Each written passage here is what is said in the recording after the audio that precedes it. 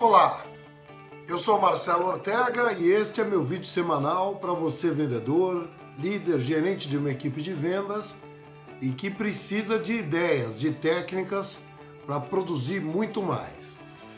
Na semana passada eu falei sobre comunicação. Eu quero continuar no assunto, tratando agora de um tema que eu aprendi anos atrás em programação neurolinguística. Aliás, a PNL, que foi criada por John Grinder, por Richard Bandler há anos atrás, em 1979, e que se transformou numa ciência muito interessante que você pode aproveitar, principalmente no mundo das relações humanas, das comunicações, como é o mundo das vendas. Nós precisamos nos apropriar de sintonia durante o processo de vendas. Nós precisamos construir esta sintonia, esta afinidade. Você já ouviu falar de rapport?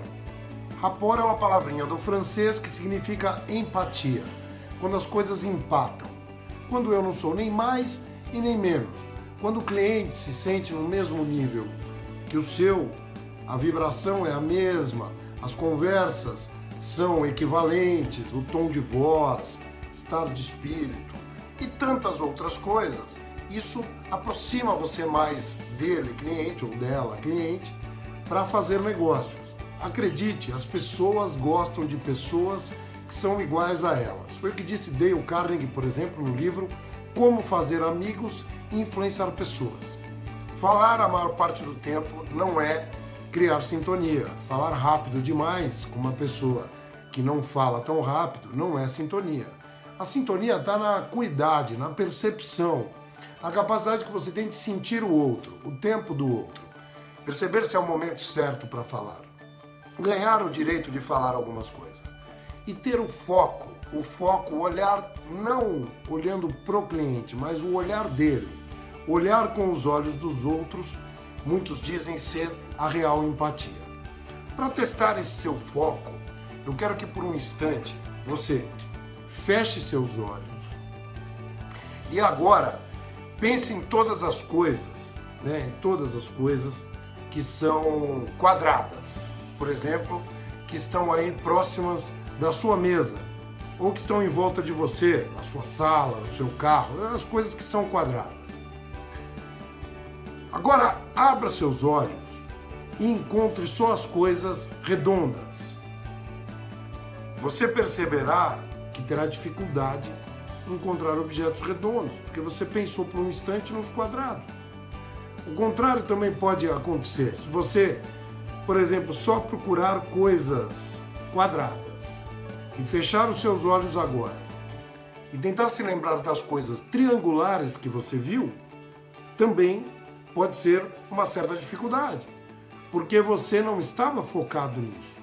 Esse exercício é apenas uma demonstração de que nós precisamos nos atentar que o nosso foco às vezes nos trai. E que a gente precisa ter um olhar, com o olhar do cliente, o foco do cliente, percebendo os outros, saindo das nossas convicções ou das nossas necessidades. Às vezes o vendedor, por exemplo, ele está muito focado num determinado produto e esquece de oferecer outros. Às vezes o vendedor está muito focado em dar um desconto, em fechar aquele negócio a qualquer custo porque está no final do mês e esquece de manter a calma, de ouvir melhor o cliente, de entender que ele pode fazer um pedido muito maior, um contrato muito mais bem negociado. Se você quiser fazer um teste ainda mais, pensa numa flor. Que flor será que você pensou? Talvez você tenha pensado em rosa, margarida, gerbera, tulipa, não sei. Cada um pensa numa flor. E aí, esta flor muitas vezes está num vaso, ou é um botão de rosa, ou é um buquê, não sei. A flor que você pensou, quando eu disse pense numa flor, te levou para um endereço. E nesse endereço estão as suas experiências, onde moram as suas experiências. Cada um reage de um jeito. O seu cliente talvez não pense na mesma flor que você. Pudera você saber exatamente o que ele precisa. Outra coisa é quando eu generalizo. Isso daqui impede sintonia e é muito ruim. Todo mundo, por exemplo, eu moro em São Paulo, todo mundo que vai à Praça da República aqui em São Paulo é assaltado. Se eu afirmar isso, a sensação que eu transmito da Praça da República é a pior possível. Será? todo mundo que vai à Praça da República é assaltado. Talvez em outros tempos, hoje não. Ou então eu não gosto de ir lá e estou falando disso. É uma bobagem isso. A grande verdade é que ninguém vai gostar de uma generalização pronunciada assim. Talvez algumas pessoas, se eu tiver um exemplo, que foram na Praça da República, foram assaltadas. Algumas pessoas é diferente de generalizar. Quando eu generalizo, eu crio um bloqueio, muitas vezes com o meu cliente, e impede muitas vezes de você avançar numa conversa mais empática, mais harmônica. Uma outra coisa é a questão das situações, os amaneiramentos externos. O estado de espírito, por exemplo. O cliente pode não estar num bom dia, acordou desanimado, acordou com problema em casa, o filho está doente, e você acha que aquilo é contigo. Você vira para um cliente num dia mal-humorado e fala: eu lhe concedo 5% de desconto se fecharmos hoje. Provavelmente ele vai dizer assim: não quero. Só isso, só 5%, e não vai lhe dar aquele retorno que você esperava, lhe dando esta margem absurda de desconto até. Agora, com o cliente num bom estado de espírito, num dia bacana, em alta, bem-humorado, e você fala assim: cliente, e ele está junto com você, você fala: se fecharmos hoje, teremos 5% de desconto. O cliente fala: poxa, maravilha. As respostas, o perceber o outro, se é o dia certo para falar. Às vezes eu vejo o vendedor, vendo o cliente olhando no relógio, ele continua falando. Vendas por telefone é um grande desafio, porque você não tem essa imagem do cliente, você não está vendo o cliente. É preciso entender o melhor momento, tonalidade de voz, se está transparecendo pressa, se está transparecendo que não está concentrado, se não está lhe dando atenção, para que continuar falando? Crie empatia, acompanhando o seu cliente, conduzindo o seu cliente, entendendo o seu cliente.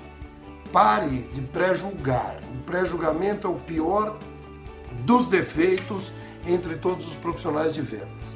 Aqueles que já saem com um conceito pré-definido do que vai vender, do que o cliente pode ou não pode comprar, se ele pode ou não pagar. Tire tudo isso, entre no clima do outro, perceba as pessoas, pare, olhe e escute, é o que está na linha do trem. Isso é uma forma fantástica de se comunicar, de fazer amigos. Sabe aquela pessoa que você conheceu 5 minutos, conversou com ela 5 minutinhos e tem a sensação que conhece essa pessoa a vida inteira?